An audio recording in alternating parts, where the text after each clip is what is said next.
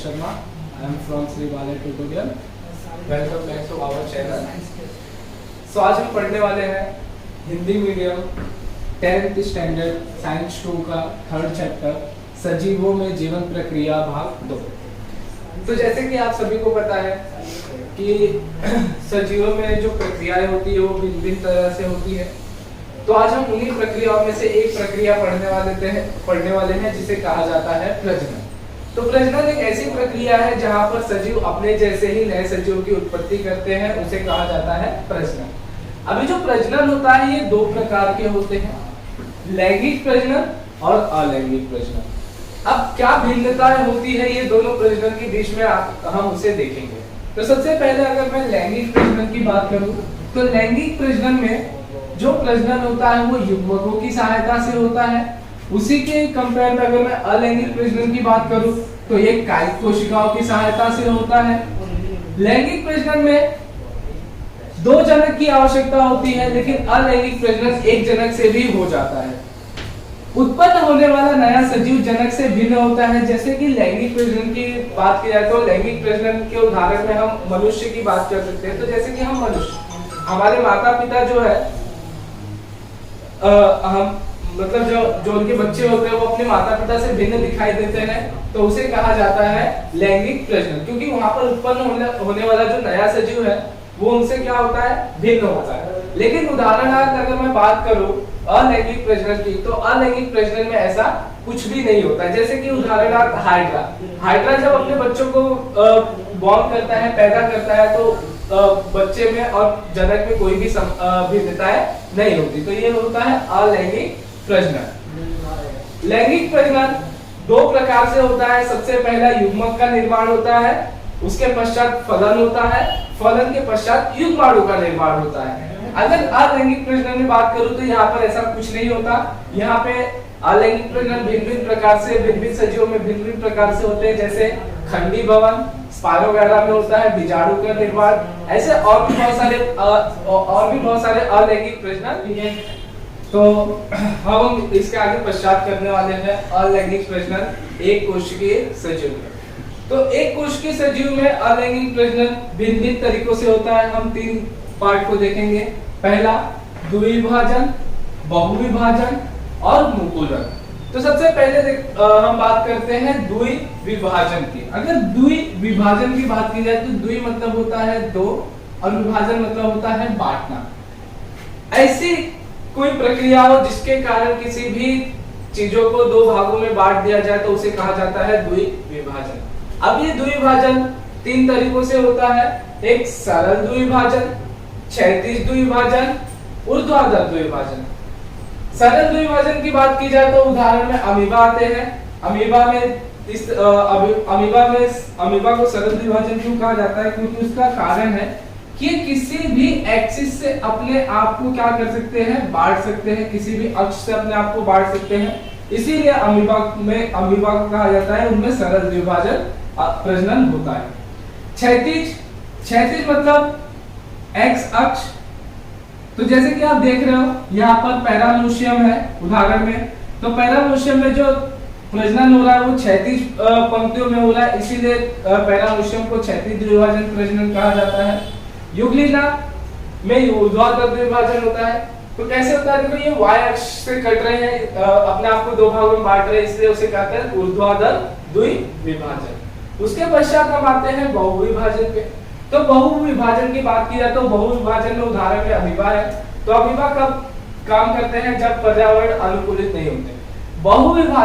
बहु मतलब बहुत सारे, विभाजन मतलब किसी भी चीज के बहुत सारे भागों में बांट देना, उसे कहता है बहुविभाजन। जब पर्यावरण अनुकूल नहीं होता तो उस समय पर अमीबा बहुविभाजन करते हैं।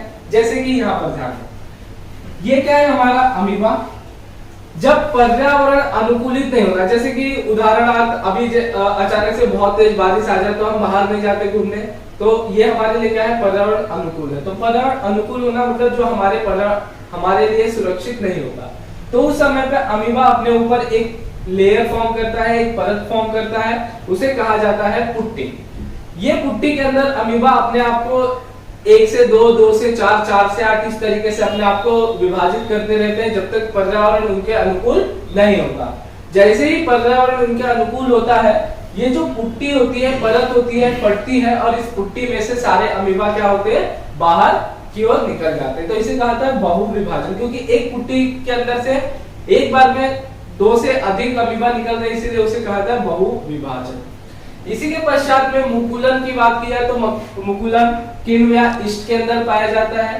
तो क्या करते हैं, ईस्ट के ऊपर एक एक ईस्ट इस तरीके से आते रहते हैं, आते आते एक समय के बाद ये सारे ईस्ट एक दूसरे से अलग हो जाते हैं। तो मुकुलन की पद्धति इस तरीके से होती है। तो ये हमारा था अलैंगिक प्रजनन एक कोशिकीय सजीवों में। अब हम पढ़ेंगे अलैंगिक प्रजनन बहुकोशिकीय। ठीक है, तो हम लोग स्टार्ट करते हैं अलैंगिक प्रजनन बहुकोशिकीय सजीवों में। तो बहुकोशिकीय सजीव क्या होते हैं, ऐसे सजीव जिनके अंदर बहुत सारी जिनका शरीर बहुत सारे कोशिकाओं से मिलकर बना होता है, उसे कहा जाता है बहुकोशिकीय सजीव। तो जैसे कि उसमें 5 प्रकार पाए जाते हैं। पहला खंडीभवन, पुनर्जनन, मुकुलन, साकीय प्रजनन, बीजाणुओं का निर्माण। तो देखो किस तरीके से ये प्रजनन होता है। तो ध्यान से देखो, यहाँ पर क्या लिखा है, खंडी। खंडी मतलब किसी भी चीज को खंडों में बांटना, उसे कहा जाता है खंडीभवन। तो स्पैरो वगैरह उदाहरण में आते हैं। तो स्पैरो वगैरह कुछ इस तरीके से दिखाई देते हैं। तो स्पैरो वगैरह अपने आप को क्या करते हैं, 2 पार्ट में डिवाइड करते हैं। उसके पश्चात ये अपने आगे वाले पार्ट को बनाता है और ये आगे इस तरीके से स्पैरो वगैरह अपने जनन को आगे बढ़ाते रहते हैं। तो इसे कहा जाता है खंडीभवन। पुनर्जनन, पुनर्जनन मतलब फिर से जन्म होना। ठीक है, तो उदाहरण में आते हैं प्लेनेरिया। तो जैसे कि आप यहाँ पर देख रहे होगे कि ये कोई प्लेनेरिया है। उस प्लेनेरिया को मैंने यहाँ से बीच में से कट किया। कट करने के पश्चात ऊपर वाला पार्ट ये रहा, नीचे वाला पार्ट ये रहा। लेकिन एक सप्ताह के बाद अगर हम आके उस प्लेनेरिया को देखते हैं जिसे हमने 2 पार्ट में कट किया था, तो हमें ये दिखाई पड़ता है कि ऊपर वाले पार्ट ने नीचे वाले पार्ट को खो दिया था। तो यहाँ पर नीचे वाला पार्ट बन जाता है, यहाँ पर नीचे वाले पार्ट ने ऊपर वाले पार्ट को खो दिया था तो ऊपर का पार्ट बन जाता है। तो इसे कहा जाता है पुनर्जनन। मुकुलन, मुकुलन की बात की जाए तो मुकुलन में यहाँ पर क्या है, हाइड्रा।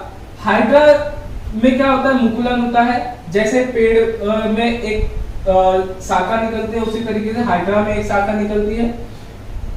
जब वो शाखा क्या होती है, मैच्योर हो जाती है, तो उसके बाद वो उससे क्या हो जाती है, अलग हो जाती है। तो उसे कहा जाता है मुकुलन। साकी प्रजनन की बात की जाए तो साकी प्रजनन में जैसे कि आपने देखा होगा, हम आलू की खेती करते हैं तो हम आलू की आंख डालते हैं या आलू को डालते हैं। तो कुछ पश्चात के बाद हम देखते हैं कि जो आलू की खेती हम एक आलू डाले रहते हैं, लेकिन उसके आसपास में बहुत सारी आलू आ जाती है। मतलब एक आलू से हमने बहुत सारी आलू बना दी है, तो उसे कहते हैं साकीय प्रजनन। बीजाणुओं का निर्माण, उदाहरण में कवक।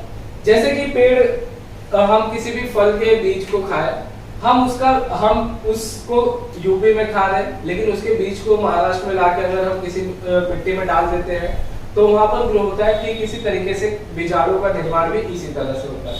तो होता क्या है कि कवक के अंदर कुछ क्या होते हैं, बीजाणु होते हैं।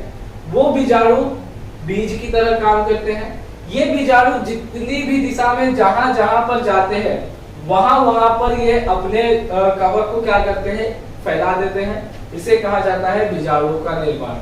तो हमारा अलैंगिक प्रजनन समाप्त होता है। इसके पश्चात हम लैंगिक प्रजनन शुरुआत करेंगे। Thank you.